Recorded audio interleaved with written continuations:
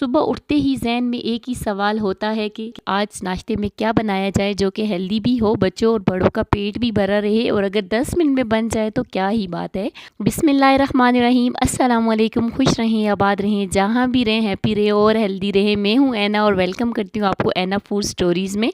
तो आज मैं आप लोगों के साथ शेयर करूँगी लिक्विड पराठे की रेसिपी, जिसे कम ऑयल में बनाकर तैयार करेंगे। सब्जियों से भरे हुए ये पराठे आपको अच्छे भी लगेंगे और एनर्जी भी देंगे और बहुत ही टेस्टी बन के तैयार होंगे। तो रेसिपी को एंड तक ज़रूर देखना, अच्छी लगे तो लाइक ज़रूर कर देना और ऐना फूड स्टोरी को सब्सक्राइब भी कर लेना। चलिए वीडियो को स्टार्ट करते हैं। यहाँ पे हमने एक ले लिया है आलू मीडियम साइज़ का लेना है और बॉयल लेना है और इसको आपने किसी ग्रेटर की मदद से अच्छी तरह से ग्रेट कर लेना है ताकि इसका कोई भी लम्स हमारे पराठे के अंदर ना रहे। अच्छी तरह से ग्राइंड कर लिया है आलू को हमने। तो यहाँ पे मीडियम साइज़ की मैंने गाजर ली है, उसको अच्छी तरह से वॉश करके पील ऑफ करके इस तरह बारीक बारीक साइज़ में छोटे छोटे टुकड़ों में कट कर लिया है। वो भी हम इस आलू के अंदर ऐड कर देंगे। और साथ में मैंने इसमें हाफ़ कप के बराबर बारीक चॉप की हुई मैंने इसमें डाल दिया शिमला मिर्च और साथ ही मैंने इसमें कैबेज यानी कि बंद गोभी भी ऐड कर दी है, हाफ़ कप के बराबर बिल्कुल बारीक साइज़ में कटी हुई।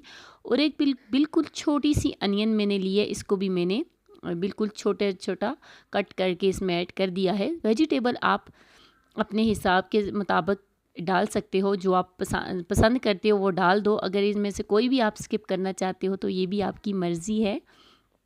बाज़ लोग जो है शिमला मिर्च खाना नहीं पसंद करते तो आप इसको अवॉइड भी कर सकते हो। अदरवाइज़ ये सारी वेजिटेबल्स हमारे पराठे में एक बहुत ही ज़बरदस्त सा टेस्ट देंगी। तो यहाँ पे मैंने इन सभी चीज़ों को आलू के साथ अच्छे से मिक्स कर लिया है। उसके बाद मैं यहाँ पे ले लूँगी 2 अंडे और अंडों को तोड़ के मैं एक एक करके इसके अंदर ऐड कर दूँगी। बहुत ही टेस्टी बन के तैयार होते हैं ये पराठे। आपने इस रेसिपी को एंड तक ज़रूर वॉच करना ताकि आपको अच्छे से समझ आए और आपके पराठे भी ना टूटे और अच्छे से बने।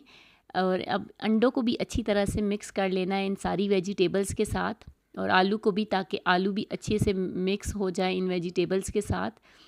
और अभी इनमें कोई भी मसाला नहीं ऐड करना, बाद में मसाला ऐड करेंगे, क्योंकि अगर हम इसमें नमक वगैरह ऐड कर देंगे तो वो क्या है कि पानी छोड़ देंगी हमारी सब्ज़ियाँ। तो इसलिए अभी उसको मैंने साइड पे रखा है। तो यहाँ पे मैंने 2 कप, मेरे पास मेजरमेंट वाला भी कप था बट मैंने ये प्याली ली है, चाय का कप लिया है, ताकि हर एक को ईज़िली आइडिया मिल सके कि मैंने ये 2 वाले कप लिए हैं मैदे। एक मैदे का लिया है और एक नॉर्मल जो घरों में आटा है जिससे हम रोज़मर्रा रोटी बना के खाते हैं वही आटा। आप चाहें तो आप सारा गंदम का आटा ही यूज़ कर सकते हो। अगर आप इसमें मैदा भी यूज़ करोगे ना गाइस तो ये एक बढ़िया सा टेस्ट देगा और क्रिस्पी एंड क्रंची आपके पराठे बन के तैयार होंगे। अगर आपके पास मैदा नहीं है तो आप 2 कप यहाँ पे गंदम का आटा ही यूज़ कर सकते हो, ठीक है।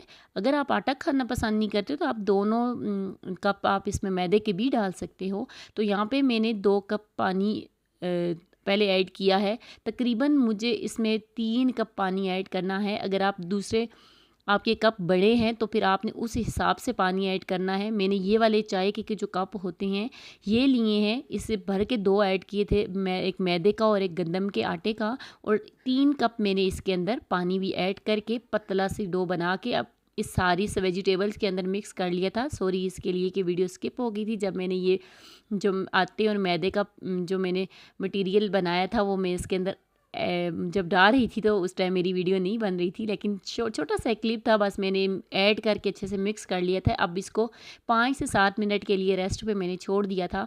जब 7 मिनट गुजर जाएं गाइस तो इस पे सफ़ेद जो ज़ीरा होता है वो आपने इसमें ऐड कर देना है। इससे बहुत ही खुशबू आएगी हमारे पराठों में और फ्लेवर भी बहुत ज़्यादा इन्हेंस हो जाएगा।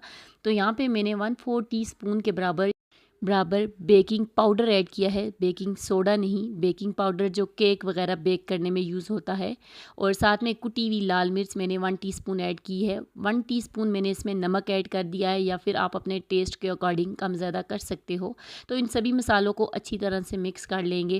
कंसिस्टेंसी आप चेक कर सकते हो।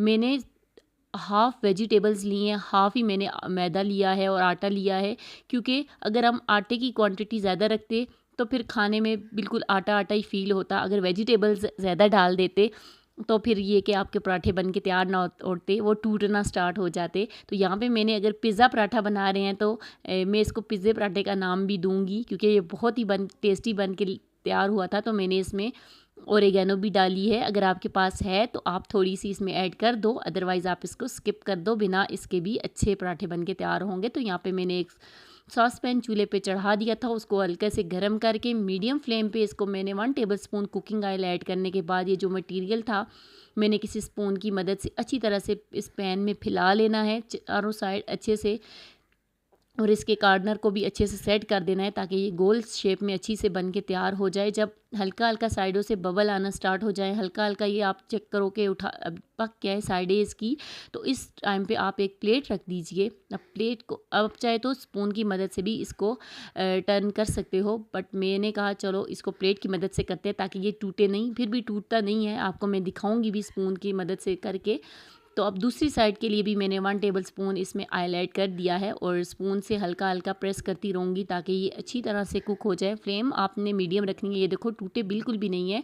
मैंने अब आपको स्पून से भी आपको अलग करके दिखाया। ये देखो बहुत ही ज़बरदस्त टेस्टी हमारे पराठे। इसी तरह के मैंने सारे पराठे बना लिए थे। वीडियो लंबी होती है अगर सारे बना के दिखाऊँ, क्योंकि आपको तरीका ही बताना होता है, तो एक इनफ ही होता है।